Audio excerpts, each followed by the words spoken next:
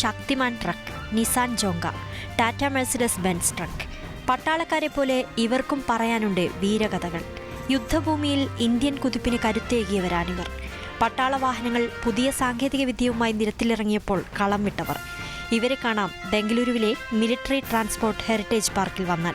രണ്ടാം ലോക മഹായുദ്ധകാലത്ത് ബ്രിട്ടീഷ് ഇന്ത്യൻ ആർമിയെ സേവിച്ച വില്ലീസ് ജീപ്പ് 5 പതിറ്റാണ്ടോളമാണ് സേനയെ സേവിച്ചത്.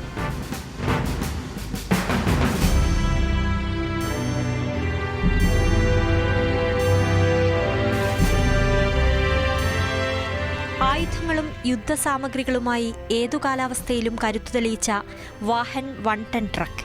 ഇന്ത്യ പാക് യുദ്ധത്തിൽ ഈ വാഹനത്തിന്റെ പങ്ക് എടുത്തു പറയേണ്ടതുതന്നെ.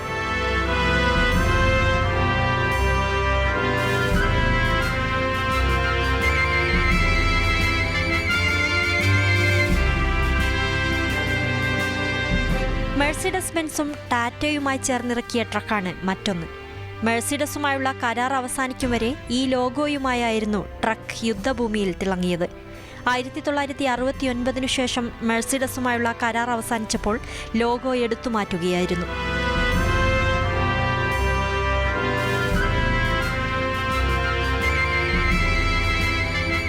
ഇത് ജോങ്ക 1/4 ടൺ ട്രക്ക്.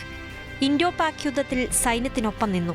സൈന്യത്തിലെ ഏറ്റവും ശക്തനായ കുതിരയെന്ന വിശേഷണമായിരുന്നു ഈ വാഹനത്തിന്. 1999 വരെ നമ്മുടെ സൈന്യത്തെ ജോങ്ക സേവിച്ചു.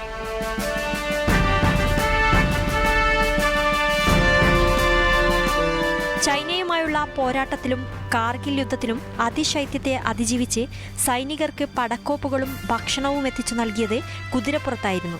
ഇതിനെ അനുസ്മരിപ്പിച്ചുകൊണ്ടൊരു അനിമൽ ട്രാൻസ്പോർട്ട് സ്മാരകവും പാർക്കിൽ സജ്ജീകരിച്ചിട്ടുണ്ട്.